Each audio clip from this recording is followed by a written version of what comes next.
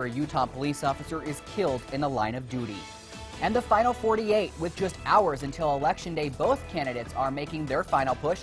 Join us as we hit the campaign trail. Plus, a business bust? The clocks have fallen back, but could it mean businesses are seeing red? 10 minutes of nonstop news starts right now. You're watching Local News 8 at 5. Local people, local news. A good evening. Law enforcement agencies from across the country and right here in eastern Idaho are banding together to support a Utah police officer killed in the line of duty. 25-year-old Cody Brotherson of the West Valley City Police Department was hit and killed while setting up spike strips. The 3-year veteran of the force was trying to stop 3 people police say stole a car when he was hit by the speeding car. Police say the 3 suspects are now in custody. And our hearts are heavy with his loss. Officer Brotherson is the first officer to be lost in the line of duty in the history of this city. It devastates us. That's the bottom line. We're a family. Support is pouring in from all over, including from law enforcement here in eastern Idaho. On its Facebook page, the Chubbuck Police Department wrote, "Our deepest condolences go out to the officer's family as well as West Valley Police Department." Brotherson leaves behind a fiance, 2 brothers, and his parents. Major new developments now in the race for the White House. The FBI director releasing his findings in the most recent part of the Hillary Clinton email investigation. It comes as Clinton and Donald Trump are both barnstorming battleground states across the country. ABC's Mary Bruce has more in our campaign trail coverage.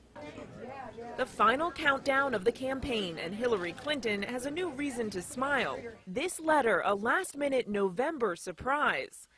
The FBI tonight is standing by its decision not to bring a criminal case against Clinton for her use of a private email server. It's been 9 days since FBI Director James Comey rocked the campaign by announcing a renewed investigation into Clinton's emails. Now he's informing congressional leaders that based on our review, we have not changed our conclusions that we expressed in July with respect to Secretary Clinton. Those conclusions that Clinton should not be prosecuted. We're glad that this matter is resolved.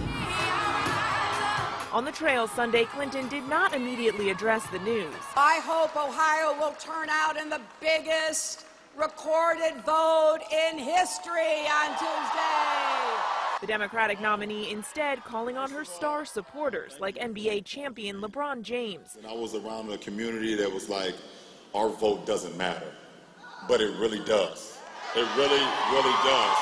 Clinton is gaining ground in our latest ABC News Washington Post tracking poll, up 48 to 43 against Donald Trump.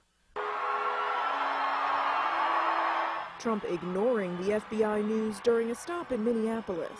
Don't vote for her. She'll be a lousy president anyway, believe me.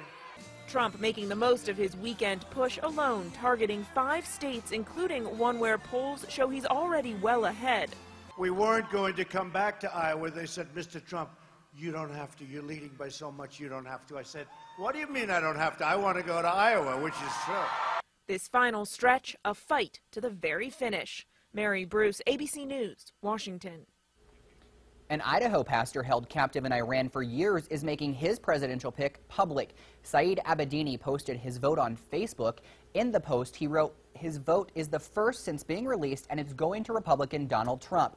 Abedini said he believes Trump is more biblical than any other candidate. He also wrote Clinton never called or met with his family while he was being held in Iran. Abedini said Trump met with his family and donated $10,000 to them. Abedini spent 4 years in an Iranian prison until he was released earlier this year. A local church wants you to pray for the election tomorrow night. Jason Lee Memorial United Methodist Church in Blackfoot is holding an election communion. The church is on University Avenue. This event is happening at 7 p.m. and it will be open to the public. The church says they will not be praying for any specific candidate, just as America as a whole. And count on Local News 8 to be your election headquarters Tuesday night. Join Jay and Carol right here at 5 and 6 with a look at how busy the polls are and national results. And then again at 10 for an extended version of the show with all of your results. You also get live reports from me from the state capitol in Boise. You can get up-to-date results online at localnews8.com. 2 members of the Church of Jesus Christ of Latter-day Saints are going against church policy. The twin brothers are among a growing group embracing medical marijuana. They're using it as a way to treat a host of ailments. The brothers are from Utah. One of them has advanced degenerative disc disease, which leaves him in burning pain. When he lived in Seattle, he started using marijuana to treat his pain, but when he transferred to Utah recently, it wasn't allowed, so he's had to find other options. His brother and their father are pushing for change in Utah to legalize the drug for medical purposes. They met with state lawmakers and leaders of the LDS Church trying to explain what the benefits of using medical marijuana are. Well, it's daylight saving time, so if your clock says it's 6 o'clock, you're now an hour ahead, so set it back. The time change meant we got an extra hour of sleep, though, but it also gets darker earlier, and according to a new study, daylight saving affects shoppers and the economy. Local News 8's Esme Carriaga looked into this, and Esme, you went out, you talked to these shoppers. What are they saying? Well, Chris, let me see if you can finish the sentence. 'Tis the season to... Be jolly, fa la la la la la la. That's the only thing I think. Okay, close. Very close, but no. 'Tis the season to shop, of course. And I talked to shoppers that were out and about today, and I asked them what time of day do they prefer to shop. Let's take a look. It's time to fall back. Thanks to daylight savings time, you gain an hour of sleep. But here's the catch. It gets darker earlier. Daylight savings affects over 300 million Americans, and it also affects the economy. Shoppers. Usually during the day, not so much in the evening, as you know, like you said, as it starts to get dark earlier, have a tendency to stay in and not go out. When the clock goes back in autumn, most consumers will shop online or limit their shopping. Because we like daytime, we don't like nights. Nights are not as safe as they are during the daytime, so we like to go during the day. But some people just don't have a choice. Right after work, those that are working generally go shopping right after work because it's more convenient. So I guess it's a matter of preference. Now, Chris, are you a day shopper or a nighttime shopper? I'm probably a nighttime shopper just because I'm a night owl, so I do everything really late at night. When I can't sleep, I'll go to Walmart, I'll go to Target, whatever I can. It's what I do. So you and I will be shopping together this holiday season. All right, thanks, Esme. Welcome. According to the U.S. Department of Transportation, daylight saving time was meant to save, or is meant to save energy, reduce traffic accidents, and reduce crime. And are you a fan of the time change? We want to know. Go to our Facebook page, that's localnews8.com, and vote on this story. We will share the results coming up tonight at 10. There is a new business near the Idaho State University campus that's now open in Pocatello. It's called Ideas on Wood, and it's located on East Halliday Street. Local News 8 Misty Inglet checked out this shop. She's in our Pocatello Bureau now. So, Misty, what is this all about? Well, Chris, what started out as a part-time hobby has now become a full-time job. Mark Frazier, the owner, says that the shop's goal is to make something that's original and personal for people. Family pictures, logos, favorite quotes, the Pledge of Allegiance, Mark Frazier can put anything you want onto wood. He also makes flag display and shadow boxes. He uses several different types of wood, including scrap wood. He wants to make everything look rustic and unique. Mark says he's happy to bring something he enjoys to Pocatello. I'm excited. It's kind of challenging because I'm the only one, but I'm glad that I can finally do it. Now, I saw something else while I was at the shop that I thought was pretty interesting. A guy brought in antlers and asked Mark if he could do a design on those. And Mark told me that he's never done that before, but he decided to give it a shot, and it worked. He was able to get a design on those antlers. So I thought that was pretty fun and definitely something different. Live from the Pocatello Newsroom, I'm Misty Inglet. Misty, thanks. And by the way, happy birthday. Thank you. You're welcome. Coming up tonight at 10, we'll hear from Mark about why he finally decided to open up his own shop. Let's talk weather now, and if you're going to get outside, it's a picture-perfect forecast for the next, I don't know, week, 2 weeks. You just keep a long time, a long time. Yeah, the pattern, got a stubborn area of high pressure, meaning sunshine for everyone. You take a look at our cams. There's the Botts area, Fort Hall. How about Gilmore Summit? All of them have the same thing in common, sunny skies, but a few mid to upper level clouds, as we did have a storm, or currently sliding to our north. But again, that's not really affecting us because, hey, look at those temperatures. 50s. Yeah, this is November. We shouldn't be seeing 50s. We should be a couple degrees cooler than that. Now, tonight still will get chilly with those clear skies, and that fall back thing, again, is from last night, but just a reminder, you need to make sure that your clocks are turned back because come the work day, yeah, it's a little bit tougher, especially on a Monday morning. Anyway, Chris? Thanks, Chris. And while Chris is predicting above normal temps for now, the city of Stanley is preparing for the bitter cold that's to come. The National Weather Service calls the town one of the coldest places in Idaho. Some days it's even the coldest in the continental U.S. The coldest Stanley has ever dropped to December 23rd, 1986, when it was negative 54 degrees. Burr. Coming up tonight at 10, we're going to tell you why Stanley gets so cold and how locals are sticking it out. One place not dealing with the cold, Chicago. Instead, the Cub fans there are still feeling the heat from their first World Series win in 108 years. And as fans there celebrate, people in Idaho Falls have a special connection to the team. Local News 8's Julia Cox is in our newsroom with what that is. Julia, this is kind of exciting. It is, Chris. Cubs manager Joe Maddon has been with the team since last season, but what you may not know is that Maddon's first management job was right here in Idaho Falls. Maddon talked about his time with the Idaho Falls Chuckers, who at the time were called the Angels, with ESPN in 2014. He's quoted as saying, "So there I am, 27 years old, managing a rookie league team in Idaho Falls. I was also the pitching coach, hitting coach, third base coach, and English instructor for a bunch of kids from Venezuela. I learned a lot, but this was the most important lesson. Back your players. We returned from a long July road trip and the field was in horrible shape. I tell the GM he has to get it fixed, but he didn't want to take orders from a mouthy kid. He says, you can't talk to me like that. I'm going to call your boss." So he calls Angels VP Mike Port and tells him what I said. All of a sudden, every member of the recreation department is scurrying around to get the field in shape. I backed the players and Mike backed me. Joe's time in Idaho Falls didn't last very long. He was only here for a year before going to Salem, Oregon, where he was the manager there. Julia. Go ahead. No, fine. I appreciate it. Thanks so much for that story. Really interesting. A shocking discovery leads to a long list of murder warrants in South Carolina. Coming up after your full forecast, what police are now saying about the man accused of keeping a woman hostage in a storage container. And it's not even Thanksgiving, so why am I seeing Christmas decor on store shelves already? Still to come tonight, what locals have to say about this early arrival. Local people, local news. You're watching Local News 8 at 5.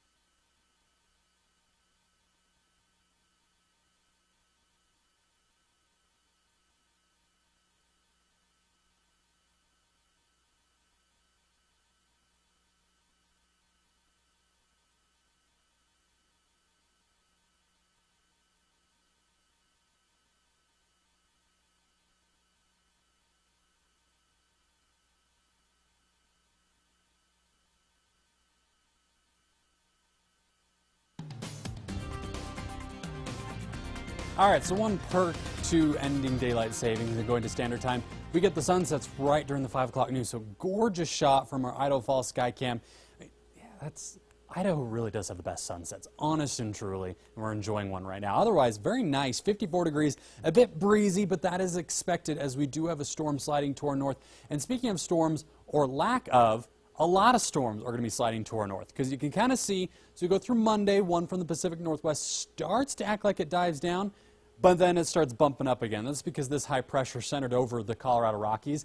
It's big, it's strong. I mean, combined, it's covering most of the country, so we're not going to be seeing a whole lot of action. We get a lot of sunshine. In fact, you look at tonight's lows on the cooler side, but tomorrow's highs, very, very nice. And compared to normal, Yeah, we're significantly above average. Blackfoot, 59 degrees. Normal should be 50. Central Mountains, similar story, a little bit cooler, but still 53, 55. Chalice and Salmon for November. Yeah, not too bad. Rexburg, similar story. In fact, the only places on the cooler side, Yellowstone, and even then, they should be closer to the 30s this time of year, not the 40s. Further south, the story continues. So a very nice forecast ahead. Lots of sunshine. I mean, again, for November, this is unusually warm. Idaho Falls extended forecast 50s and 60s. And you see Election Day? Yep, looking great. So if the line heads outside, it's not going to be bad. In fact, you'll probably enjoy it, as I know a lot of folks at this time of year, they're stuck in the office all day. So, hey, get out and vote and enjoy the sunshine, at least before it sets, which is now significantly earlier after the time change. Jackson, 50s for most of the time. In fact, we don't have any chances of showers at all until next Sunday, Monday. And even then, 20% chance. Those are slim pickings as far as moisture is concerned. So, yeah, warm temperatures. And Chris is over here. Your forecast is choking me up. So emotional, I can tell. Sorry. Thanks, Chris. A stunning new development in the kidnapping of a South Carolina woman. Police now believe her captor could also be a serial killer responsible for up to 7 murders. Investigators say the man is not only showing them where he buried some bodies, but also admitting to several older killings that rocked the community. ABC's Mark Rimillard has more in news from around the nation. Bizarre new twist in the investigation of accused killer Todd Kohlhepp, the South Carolina realtor facing a judge Sunday wearing an orange jailhouse jumpsuit. You understand? It's the same outfit he wore Saturday as he guided authorities back to his 100-acre property, where they say he showed them 2 shallow graves. Kohlhepp is in the spotlight after investigators found Kayla Brown alive but chained up in a storage container on his land. Brown and her boyfriend Charlie Carver had been missing for 2 months. Carver's body found Friday, shot multiple times. Didn't even think for a minute that this had anything to do with that. But the biggest bombshell so far, Kohlhepp allegedly confessing to a cold case mass murder. 4 people gunned down in a motorsports shop back in 2003. Sunday marks the 13th anniversary of that terrible day. The victim's family sitting in the courtroom as Kohlhepp officially faced murder charges. I believe that there's evil in the world, and I hope to God that he does get what's coming to him. So far, officials say Kohlhepp is cooperating with authorities, even as bulldozers, men on horseback, and police with dogs search his property for even more evidence, possibly even more victims. We're still working this crime scene. We're not done yet. The 45-year-old realtor has not entered a plea on any of the charges so far, but for some of the victims' families, just knowing the truth helps. It's going to be the hardest thing I've ever done in my life, but if at some point I could actually pray with a gentleman, look him in his eye, and tell him I forgive him, and that he did not win. Mark Remillard, ABC News, New York. This is not Kohlhepp's first run-in with the law. He was convicted in 1987 as a teenager, though, of kidnapping and rape in Arizona. Court documents from that case file say Kohlhepp was obsessed with sex, weapons, and hurting others. Well, there is a turkey invasion in one West Coast town, and it's prompting the police to act. Find out why coming up. First, though, Christmas is weeks away, but it isn't stopping the decor from hitting the shelves. We're checking it out and seeing what you have to say.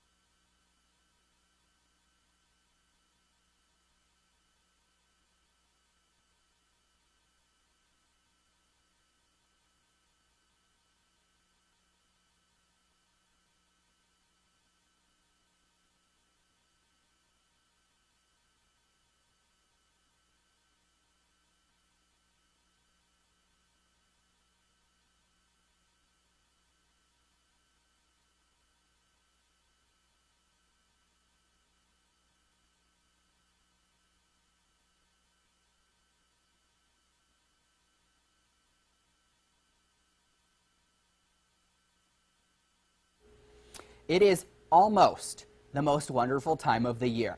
There are now just 48 days, 6 hours, 37 minutes, and 56 seconds and counting until Christmas. Thanksgiving isn't even here, and many are already thinking about the December holiday.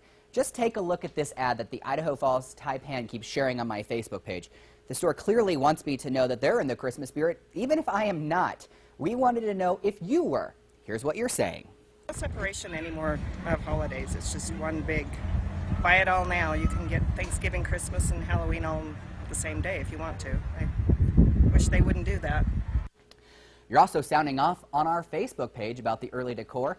Noelle Foster wrote, "It gives me joy and makes my home a happier place to come home to. I do reserve myself from playing Christmas music until December 1st, though, and we don't turn on the Christmas lights until after Thanksgiving." Tana Thompson Osborne writes, "I would like to celebrate Thanksgiving first. The lights and decorations are great. They can stay all year long. It's the stores and the commercials that are annoying. Can we please go back to what Christmas is all about and not all the commercialization? Family, friends, giving to those in need, and the spirit of Christ."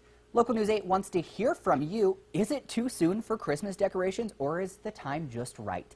Tell us on our Facebook page, Twitter pages, and share all of your thoughts with us. Without a doubt, November is the month to talk turkey, not Santa. But some turkeys have been crowding one street instead of dinner plates. Folks in California have been talking about them for months, even calling 911 over them. I am trying to get into my office on G Street in Davis, and I have this huge turkey surrounding my car, circling me, and I don't know what to do. Yeah, so there's a turkey between 4th and F and then 5th and F that's running around like chasing after people. Those are just a few of the pleas for help. Look at these turkeys calling into the Davis 911 dispatch. As many as 100 turkeys have roamed the streets of this Yolo County, yes, it's Yolo County town. Dozens are still lingering in a city cemetery. Some will qualify to be permanent residents, and others will be trapped. The Davis City Council has voted for a new turkey management plan that will allow these birds to be killed. The cost of this new plan will cost over $20,000. Still to come, we're celebrating one of our own here at the Local News 8 studios. We'll tell you who it is. Plus, Chris Nessman is back with a final look at your weather as you look at this beautiful picture. We'll be back after this.